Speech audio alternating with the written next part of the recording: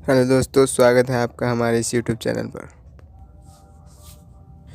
Video को देखने से पहले लाइक करें, सब्सक्राइब करें और बेल बटन को बजाना न भूलें।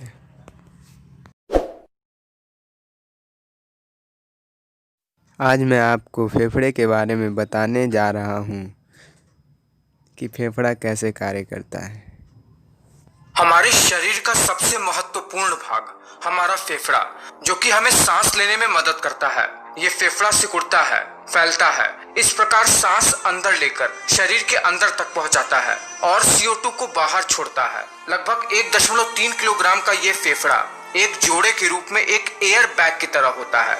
ये फेफड़ा हमारे रिबकेज यानी पसलियों की हड्डियों के अंदर रहता है और इन्हीं फेफड़ों के बीच में हमारा हृदय स्थित रहता है। एक बार इस फेफड़े की संरचना देख लीजिए। देखिए, फेफड़ा बना होता है कई सारे स्पेशलाइज्ड सेल्स के द्वारा, जो कि एक स्पंज की तरह संरचना वाला होता है। और इन लंग्स में दायां फेफड़ा 3 लोब में होता है, वही बाएं फेफड़े में केवल 2 लोब होते हैं।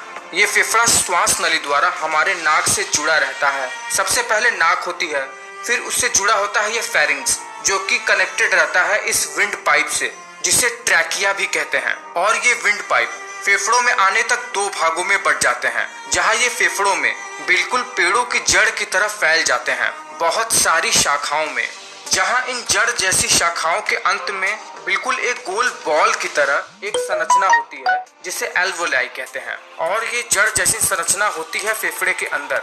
तो अगर हमें ये जानना है कि फेफड़ा काम कैसे करता है, तो सबसे पहले हमें ये जानना होगा कि मनुष्य सांस कैसे लेता है। देखिए, फेफड़ों द्वारा सांस लेना सही मायने में देखें तो एक अनैच्छिक क्रिया है। मतलब अगर हम चाहें भी तो इस क्रिया पर अपना नियंत्रण नहीं कर सकते हैं। और फेफड़ों का सिकुड़ना और फैलना, ये दोनों ही हमारे कंट्रोल में नहीं होता है। फेफड़ों के नीचे डोम शेप का एक ऑर्गन होता है, जिसे डायाफ्राम कहते हैं। ये डायाफ्राम भी सिकुड़ता है और फैलता रहता है बिना हमारे प्रयास के ही। जब ये फैलता है तो हमारा फेफड़ा सिकुड़ता है, और जब ये डायाफ्राम सिकुड़ता है तो फेफड़ा फैलता है। जब फेफड़ा फैलता है तब हम सांस अंदर की ओर लेते हैं, और जब हमारे लंग्स सिकुड़ते हैं तो हम सांस बाहर की ओर छोड़ते हैं। तो चलिए फेफड़ों के कार्य को शुरुआत से देखते हैं। देखिए, पहले तो डायाफ्राम के सिकुड़ने से फेफड़ा फैलता है, जिसकी सहायता से नाक सांस यानी एयर को भी अंदर की ओर लेती है, जो नाक यानी नेजल कैविटी से होते हुए श्वसन क्रिया में शामिल हो जाती है। आप देखते हैं कि नाक के अंदर कुछ चिपचिपा सा पदार्थ होता है। जब नाक से वायु को अंदर की ओर लेते हैं तो इस एयर में बहुत सारे वायरसेस, बैक्टीरिया और पैथोजेंस होते हैं, और नाक में मौजूद ये चिपचिपा पदार्थ, जिसे म्यूकस भी कहते हैं, अपने अंदर इन वायरसेस, बैक्टीरिया को चिपका कर शरीर में अंदर जाने से ही रोक देता है। फिर ये यहाँ से फेरिंग्स में जाता है, वहाँ पर लैरिंग्स, और फिर वहाँ से विंड पाइप होते हुए, जिसे ट्रैकिया कहते हैं, वहां पर पहुंचता है। और जब ये एयर ट्रैकिया में पहुंचती है तो वहां पर भी कुछ चिपचिपे पदार्थ होते हैं म्यूकस की तरह, और इस पदार्थ में भी कई सारे वायरसेस और बैक्टीरिया मारे जाते हैं। फिर ये विंड पाइप 2 भागों में बट जाता है, और इन 2 भागों में बटे हुए शाखाओं को ब्रोंकाई कहते हैं।